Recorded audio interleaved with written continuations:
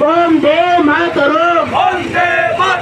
এছাড়া ভারতবর্ষে ধর্মের ভিত্তিতে দেশভাগের চক্রান্ত করা হচ্ছে কেন? বিজেপি সরকার জবাব চাই, জবাব দাও। এই ধর্মের ভিত্তিতে দেশভাগের চক্রান্ত করা হচ্ছে কেন? বিজেপি সরকার জবাব চাই, জবাব দাও।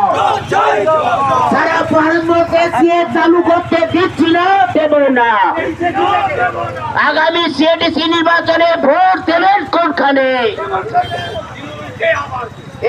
আগামী 18 তারিখ সিএডিপি নির্বাচনে দিকে দিকে জিতবে কে?